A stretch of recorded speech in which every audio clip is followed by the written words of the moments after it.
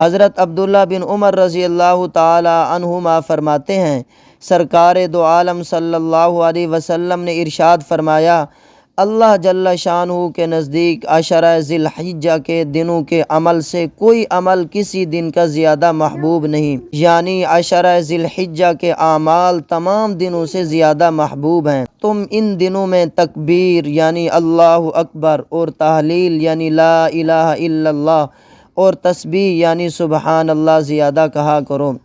میرے محترم دوستو، تسبیح و تحلیل، تکبیر و تحمید عربی زبان کے خاص الفاظ ہیں۔ تسبیح سے سبحان اللہ کہنا، تحلیل سے لا الہ الا اللہ کہنا، تکبیر سے اللہ اکبر کہنا اور تحمید سے الحمدللہ کہنا مراد ہے۔ یہ بہت مبارک کلمات ہیں۔ احادیث میں ان کے بڑے فضائل ہیں۔ ایک حدیث میں ہے، رسول اللہ صلی اللہ علیہ وسلم نے ایک مرتبہ صحابہ کرام رضوان اللہ علیہم اجمعین سے فرمایا، تم میں سے کوئی شخص ایسا ہے جو روزانہ احد پہاڑ کے برابر عمل کر لیا کرے؟ صحابہ کرام رضوان اللہ علیہم اجمعین نے عرض کیا، یا رسول اللہ، اس کی کون طاقت رکھتا ہے، یعنی اتنے بڑے پہاڑ کے برابر عمل کرے؟ آپ صلی اللہ علیہ وسلم نے ارشاد فرمایا، ہر شخص طاقت رکھتا ہے۔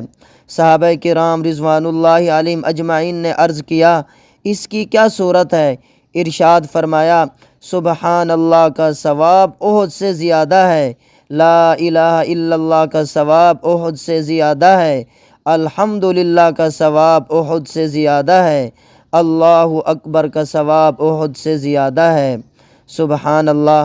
میرے محترم دوستو، ایک دوسری حدیث میں حضرت صلی اللہ علیہ وسلم نے ارشاد فرمایا، سبح اللہ مئۃ تسبیحۃ فإنہا تعدل لک مئۃ رقبہ توتقینہا من ولد اسماعیل علیہ السلام، واحمد اللہ مئۃ تحمیدہ فإنہا تعدل لک مئۃ فرس مسرجۃ ملجمہ تحملین علیہا فی سبیل اللہ، وکبر اللہ مئۃ تکبیرۃ فإنہا تعدل لک مئۃ بدنۃ مقلدۃ متقبلہ، وہلل اللہ مئۃ تہلیلہ۔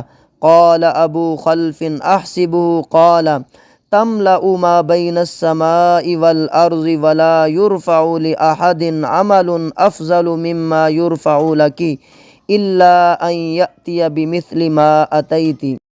سبحان اللہ 100 مرتبہ پڑھا کرو، اس کا ثواب ایسا ہے جیسا تم نے 100 عربی غلام آزاد کیے، اور الحمدللہ 100 مرتبہ پڑھا کرو، اس کا ثواب ایسا ہے جیسا کہ تم نے 100 گھوڑے، ماء، سامان وغیرہ جہاد میں سواری کے لیے دے دیے ہیں، اور اللہ اکبر 100 مرتبہ پڑھا کرو، یہ ایسا ہے جیسا تم نے 100 اونٹ قربان میں ذبح کیے اور قبول ہو گئے، اور لا الہ الا اللہ 100 مرتبہ پڑھا کرو، اس کا ثواب تمام آسمان و زمین کے درمیان کو بھر دیتا ہے۔